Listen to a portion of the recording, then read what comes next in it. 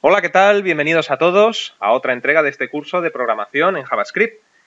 Bueno, pues continuamos en este vídeo trabajando con la tecnología Ajax y vamos a ver en esta ocasión el uso de las funciones get y post. Estas funciones vienen con la librería jQuery y nos facilitan enormemente la labor de enviar y recibir información de un servidor remoto utilizando la tecnología Ajax. Antes de ponernos manos a la obra y ver el uso de estas dos funciones, vamos a profundizar un poco en el proceso interno que tiene lugar cuando desde nuestro navegador pedimos información a un servidor remoto y éste nos devuelve esa información que le hemos pedido. Es un proceso que vimos a grandes rasgos en el vídeo anterior. Pero si recordáis, en el vídeo anterior lo que nosotros hacíamos era pedirle a un servidor remoto un archivo HTML que estaba alojado en ese servidor.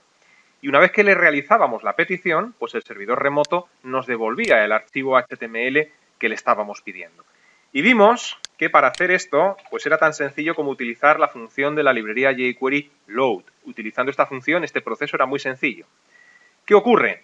Pues que la mayoría de las ocasiones en las cuales nosotros desde nuestro navegador lancemos una petición a un servidor remoto y éste nos la devuelva, no se tratará de pedirle un archivo HTML, y que el servidor nos devuelva un archivo HTML, sino que le estaremos pidiendo otro tipo de información y el servidor nos devolverá la información en otros formatos que no son HTML. Por ejemplo, ¿qué formatos? Bueno, pues por ejemplo, cuando nosotros le pedimos a un servidor remoto información que hay alojada en una base de datos del servidor, una base de datos que a su vez también está alojada en el servidor. En esos casos, pues el servidor nos puede enviar la información de respuesta en formato XML, en formato JSON-JSON, ya lo veremos más adelante en este curso, o enviarnos la información en formato texto o en otros formatos, ¿no? Es en estos casos en los cuales el servidor nos proporciona estos formatos cuando no podemos utilizar la función load. No sirve la función load para procesar información de estas características. Es aquí donde entran en juego las funciones get y post. Estas funciones get y post van a tener una doble labor. Van a ser las encargadas de realizar la petición de información al servidor y también de procesar la información que viene de vuelta desde el servidor. Para entender un poco más este proceso, vamos a ver un esquema un poco más profundo que el que vimos en el vídeo anterior con un ejemplo muy sencillo. Imaginaos por un instante que estamos navegando desde nuestro ordenador por una tienda virtual de ropa. En esa tienda virtual, en principio, no aparecen reflejados los precios. Los precios de los artículos aparecen una vez que tú seleccionas el artículo, pero en principio los precios no se ven. ¿Qué ocurre en estos casos? Bueno, pues en estos casos lo que ocurre es que una vez que tú seleccionas el artículo desde tu navegador, tienes que enviarle la información al servidor, tienes que decirle al servidor qué artículo has seleccionado para que éste, el servidor, en función del artículo que tú has seleccionado en tu navegador, busque en la base de datos a ver si ese archivo existe y te envíe el precio de vuelta, que es lo que tú necesitas saber, ¿no? En este ejemplo, que espero que hayáis entendido, pues más o menos, a grandes rasgos, el proceso interno que tendría lugar sería el siguiente. Vamos navegando por nuestro ordenador y nos encontramos con una camiseta de la que queremos saber el precio.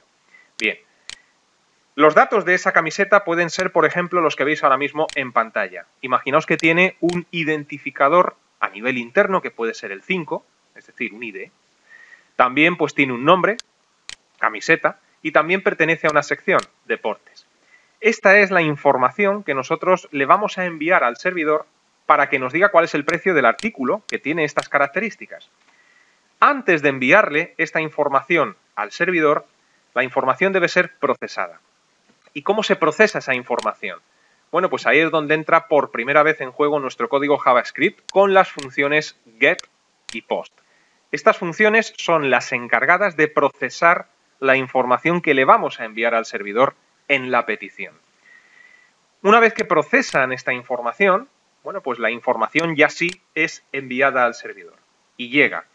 ¿Qué ocurre cuando esta información que le hemos pedido llega al servidor? Pues que igualmente este servidor tiene que procesar la información que le ha llegado. Y para procesar la información puede utilizar diferentes tecnologías.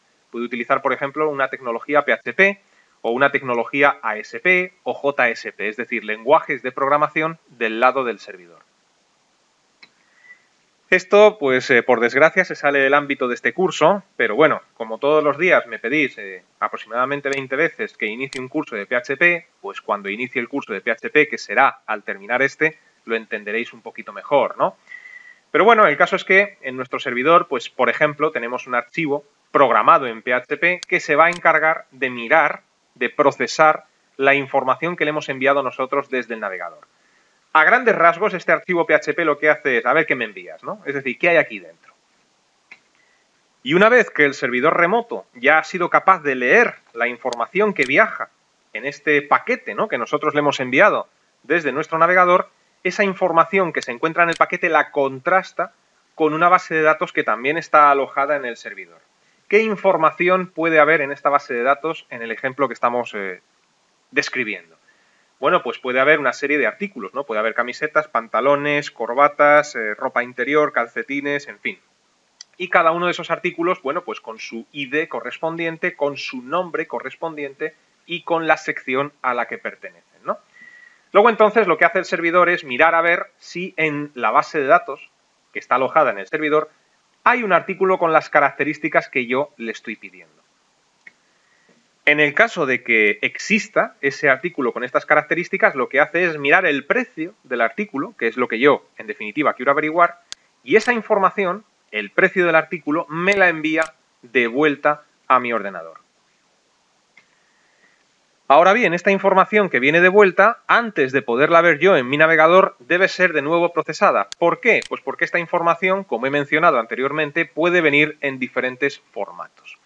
Y esos formatos han de ser procesados, y aquí es donde entran en juego por segunda vez nuestras funciones get y post de nuestro código JavaScript. Las funciones get y post lo que hacen es leer la información que viene en el archivo en el formato correspondiente, y una vez que lee la información, ahora sí, modificando el DOM de nuestra página web, algo de lo que ya hablamos en vídeos anteriores, pues por fin me muestra el precio del artículo. Y este es el proceso interno que más o menos ocurre cuando realizamos una petición y obtenemos una respuesta del servidor y que debemos entender antes de ponernos a manejar estas funciones get y post. Y una vez que hemos visto esto, ¿cuál es la sintaxis que tienen estas funciones? Muy sencilla.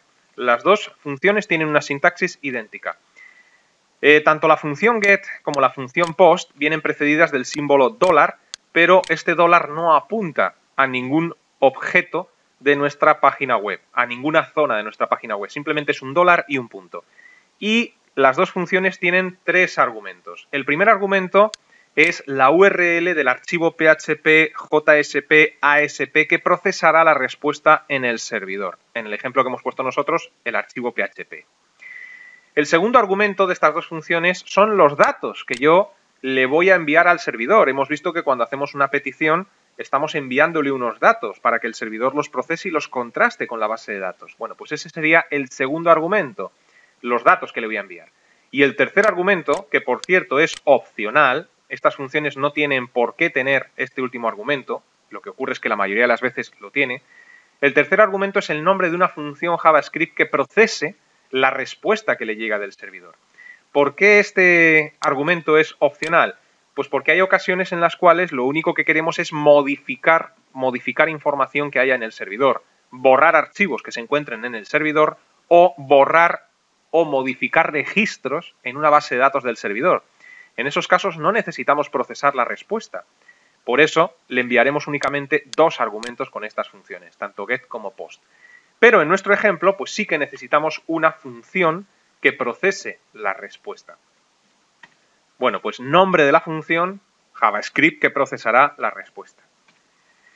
Y ahora ya sí, una vez que hemos visto todo esto, veamos un ejemplo práctico donde entren en acción pues todos estos elementos, para ver cómo funcionan.